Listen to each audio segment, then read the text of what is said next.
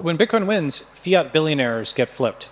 And what that means is, several years ago at Coinbase, we calculated that somewhere between $100,000 and $1 million per Bitcoin, half the world's billionaires become crypto. And that means all fiat fortunes get diluted down because there's around 2,000 something billionaires, and around somewhere between $100,000 to $1 million per Bitcoin, you have 2,000 something new crypto billionaires. So all wealth becomes crypto, all property becomes cryptography, and that means global wealth becomes crypto. And so that's what we call the billionaire flippening. Most Bitcoiners are in this for the long haul. They stack, they hodl, and they dream of a future where Bitcoin reshapes the world. But while everyone knows it's going to be massive, few can truly imagine just how big and world-altering it will be. That's where Balaji Srinivasan steps in. At Bitcoin Asia 2025, the former Coinbase CTO and angel investor delivered one of the most bullish, future-defining talks yet, built on a simple thesis: when Bitcoin wins, not if, but when. One of his boldest claims is what he calls the billionaire flipping. At somewhere between $100,000 and $1 million per Bitcoin, half the world's billionaires will be crypto billionaires. Fiat fortunes get diluted, crypto becomes the base layer of global wealth, and suddenly the richest people on Earth aren't tied to governments and central banks, but to cryptography and code. That shift means wealth once anchored in real estate, bonds, or legacy assets flows into Bitcoin, entire industries get repriced, and entrepreneurial capital begins to dominate over stagnant, state-aligned fortunes. And according to Balaji, this flipping isn't a far-off prediction, it's already underway. But billionaire flipping is just the beginning. Balaji warns of a cascade of domino effects. The Federal Reserve losing control, the end of unlimited money printing, and Bitcoin rising to become what he calls the government of governments. And if that wasn't bullish enough, Raoul has issued an urgent new market update, a signal that we may be standing at the edge of one of the largest wealth transfers in human history. President Trump just opened the door for 401k funds to invest in crypto, unlocking a nearly $9 trillion market. That means millions of Americans can now put retirement savings into digital assets, and you can start today. If you have an old 401k or employer plan sitting in boring stocks or bonds, roll it over into a crypto IRA with ITrust Capital and position yourself for the crypto boom that's building now. With ITrust Capital, you can buy, sell, and hold crypto 24/7 with top-tier security and enjoy the tax advantages of an IRA, no capital gains taxes like regular exchanges. Plus, they offer the lowest fees in the industry. Open an account today with promo code DOSE7 for a $100 funding bonus. Over 10,000 5-star reviews. They'll help you roll over your funds quickly and easily. Don't wait, beat the crowd. So when Bitcoin wins, it ends the Fed. And what does that mean? When Bitcoin wins, the Fed loses control. The Fed is actually not just the central bank of the United States, but it controls many other banks, central banks worldwide, from Japan to Canada to the UK. And then those then in turn control banking licenses, and they can freeze and seize funds, and of course they can print money. And Bitcoin exists outside the Fed's video game. Okay, so the Fed can freeze and seize everything within this network of banks, but it can't freeze and seize Bitcoin. It can't introduce 21 million plus more than the 21 million Bitcoin. So when Bitcoin wins, the Fed loses root control. Okay? Number two, when Bitcoin wins, gyrating rates get replaced with predictable policy. In the top right there is Fed interest rates, and they go like this, and that's just a function of feels. There's actually a Wall Street Journal article, for example, that actually there's a Fed governor who admits that what he felt like in the morning, he decided, okay, we're going to raise rates like half a point, and it's literally just feels. They stroll a feed, and they put in, the interest rates and so on. So gyrating rates get replaced with predictable policy. What happens is you go from the interest rates going up and down, and the Fed just monkeying with everything, to something which is algorithmic and predictable monetary policy, which is Bitcoin. And that's just this enormous leap forward in terms of the ability to plan for the future and not buy something and have rates hike to the moon or crash to the ground. You don't have the entire world thinking about what the Fed is going to do and the entire financial system architected on reading the tea leaves. Instead, it's very clear what the issuance rate is going to be, and so you've got algorithmic monetary policy. Then when Bitcoin wins, payments become packets. Okay, so this is Wireshark showing the Bitcoin protocol, and you can see that essentially there's no reference to a bank, there's no reference to a state. This is purely the network. Payments have become packets. And this is essentially this international network as opposed to an individual states network. When you actually get under the hood and realize what's happening here, it's actually really amazing.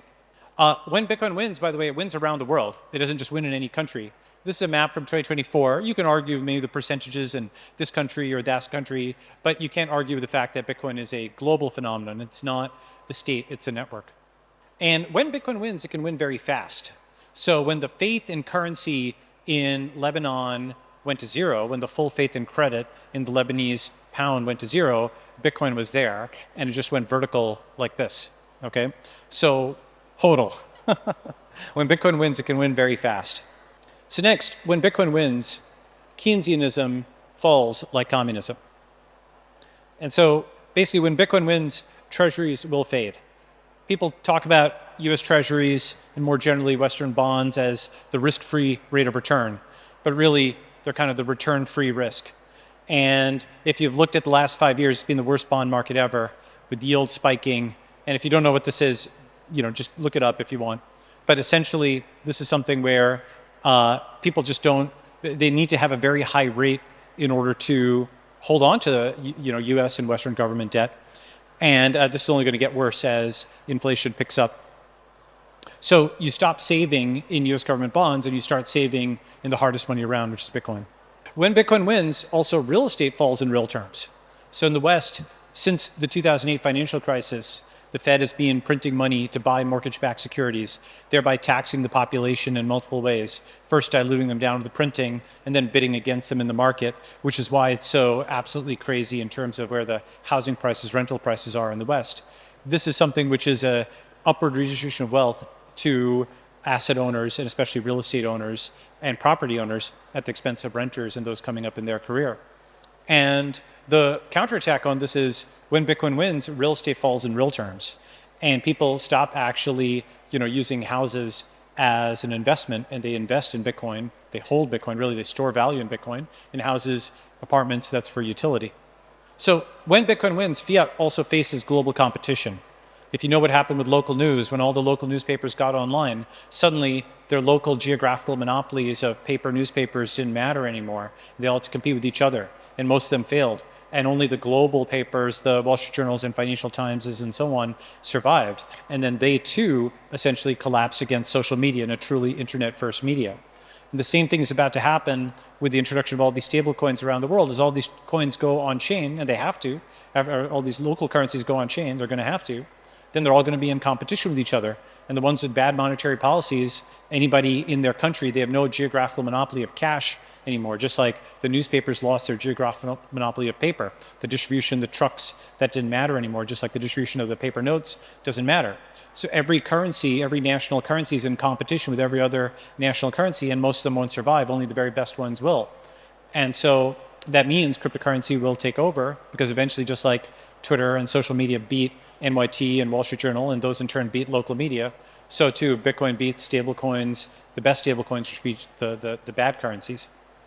So fiat faces global competition, and that means states face accountability in a way they never had before. There's actually now a check on what they can do. Balaji's first big point is simple but groundbreaking. When Bitcoin wins, the Fed loses. The US central bank and its global partners can print, freeze, and seize fiat at will, but Bitcoin exists outside their control. With its fixed supply and algorithmic monetary policy, Bitcoin removes the Fed's power to manipulate interest rates and forces the world into predictable, transparent monetary planning. Payments move like packets across a borderless network, Keynesian economics collapses like communism, and bonds and real estate lose their privileged status as safe stores of value. Fiat currencies, once protected by geography, suddenly face open competition against stablecoins and Bitcoin on a global playing field. From there, Balaji sharpens his focus on the billionaire flipping. As Bitcoin rises, fiat wealth is diluted and crypto wealth explode. This transition creates a new class of capital, contrarian, risk-tolerant, and independent of Western institutions. At the same time, the end of unlimited money printing forces governments to finally live within their means. In Balaji's words, Bitcoin becomes the government of governments, a hard-coded maximum tax that no state can overrun. But he also delivers a warning: once Bitcoin wins, the attacks will come. Coders, networks, software, and even communities will be targeted by desperate governments fighting to hold on to power. That's why, Balaji argues, your physical location, choosing a jurisdiction that respects property rights, may ultimately be even more important than your portfolio allocation. When Bitcoin wins, fiat billionaires get flipped. And what that means is, several years ago at Coinbase, we calculated that somewhere between $100,000 and $1 million per Bitcoin, half the world's billionaires become crypto. And that means all fiat fortunes get diluted down because there's around 2,000 something billionaires, and around somewhere between $100,000 to $1 million per Bitcoin, you have 2,000 something new crypto billionaires. So all wealth becomes crypto, all property becomes cryptography, and that means global wealth becomes crypto. And so that's what we call the billionaire flippening, and that's kind of already underway, and you're going to see that in the next few years. And that means genuinely risk-tolerant capital, because that is capital that accrues to individuals as opposed to things that are attached to the Western state or accumulated in nonprofits. It's really for those who are contrarian but right and bucking the system, as opposed to those who are conforming to the system. B-U-C-K-I-N-G. Okay. Next, when Bitcoin wins, the printer runs out of toner. Okay. In 2010, there's this really unusually honest article called "How to Spend 1.25 Trillion," and NPR unusually, uncommonly at the time, admitted that the Fed had a unique power. It could just print $1 trillion out of thin air. Now, if you think about what it takes to make $1 trillion, that's like selling a $1,000 iPhone to 1 billion people. That's $1 trillion in revenue. To make $1 trillion in profit is another thing entirely, because your $1,000 phone will have, I don't know, whatever $100 cost, right? You'll have to discount it by the time you get to user 300 million, let alone 1 billion. So to just print $1 trillion out of nowhere is just this absolutely gigantic seizure of wealth that's distributed across billions of people worldwide, not just 300 million Americans. So the entire money printer go burr era just goes away completely, and the printer runs out of toner, and these governments actually need to work for a living. It's just a completely different world. And when Bitcoin wins, it becomes the government of governments. So in the 20th century, there's another book called, I think something like Gold, Blood, and Treasure by the Army War College. And essentially the point is that only in the 20th century did you actually have total war, because governments had no constraint on their spending. So they just threw more men, more guns, and so on. That's why the world wars were so damaging. Before then, governments were actually constrained by gold, which they couldn't print. And so when Bitcoin wins, it actually becomes a government of governments. It's like a fusion of the progressive idea of the world government and the libertarian idea of limited government. It's the government of governments that ensures the governments are limited because they just can't spend that much, right? There's limits on how much they can seize. It's like a minimum wage, except it's a maximum tax. So the max tax, not just a minimum wage. It's a government of governments. And so when Bitcoin wins, though, the battle begins. And the thing is that nothing just rises to infinity. It's never a totally clean exponential. As you hit a new level, there's pushback, and then it goes down and it goes back up.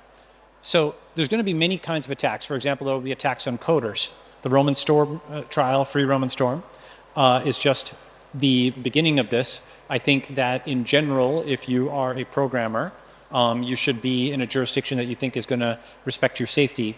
El Salvador could be that for many Bitcoin developers, potentially the UAE. When Bitcoin wins, the cryptography will be attacked. So quantum cryptography is not a theoretical thing. It is something that poses at least some danger to ECDSA. And there's a migration strategy now, but that migration strategy would mean everybody has to send from their address to a new quantum proof address. And that might take a very long time. And so we need to actually think about this, put research into this, potentially figure out a better mechanism here. So assume the cryptography will be attacked, because it'll just become a life or death scenario for many of these states. When Bitcoin wins, the network will also be attacked. Right now, just recently, the Bitcoin network passed 1 zeta hash per second, which is a crazy amount of hash power. But if you calculate it out, that's somewhere between $10 to $100 billion in hash power if you're just going to buy that from scratch and rack and stack it. That's actually on par with some of the AI data center spends. So I'm not saying there's a large number of actors worldwide who can do this, but there are some. And we're going to have a hash rate race at some point, and that's going to be a fairly big deal. So the network will be attacked, and we're going to have to see whether a coalition of different states and companies can rack and stack enough hash rate in order to keep the sort of balance of hash and prevent one entity from getting 51%. When Bitcoin wins, software will also be attacked. The biggest vulnerability to Bitcoin, arguably today, is Apple, Google, and Microsoft, because between them, they have trusted access to effectively push a backdoor to any computer with Windows Update, with software update, with updating Android phones and Apple phones.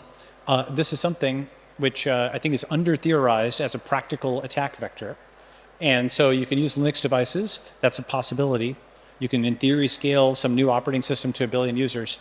But in practice, the defense here may just, as a Bitcoiner, be joining these big tech companies. Tim Cook actually has said publicly he holds some Bitcoin.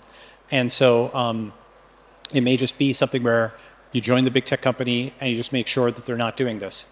Look out for basically the civil rights and property rights of all of the Bitcoin holders worldwide. When Bitcoin wins, the community will be attacked. FDR's 1933 gold seizure is a prototype for the kind of thing that will happen. States that are actually running out of money will get very desperate and very, very, very crazy. And so all kinds of crazy things are going to happen. So the next 10 years are going to be wild. And so what I suggest is to pick your location. Your physical location is much more important than your portfolio allocation over the next 10 years. Balaji closes his talk by reminding us that a Bitcoin win doesn't mean utopia, but it does mean a new foundation. He envisions a shift away from one or two party politics toward what he calls a 1,000-city system, where people choose jurisdictions like students choose colleges. Real freedom of choice emerges, and with conferences, schools, and startup societies already taking shape, he argues the time to build is now. From there, Raoul picks up the thread with one of his most urgent market updates yet. He notes that crypto adoption is outpacing the internet, with wallets growing twice as fast as IP addresses in the early days, on track to hit 4 billion users by 2030. That surge could drive the market from $4 trillion today to $100 trillion within the next decade. Two unstoppable forces explain it all: adoption and debasement. Debasement accounts for 90% of price action, while adoption drives 100% of outperformance. In other words, Bitcoin's rise isn't random, it's mathematical, it's inevitable.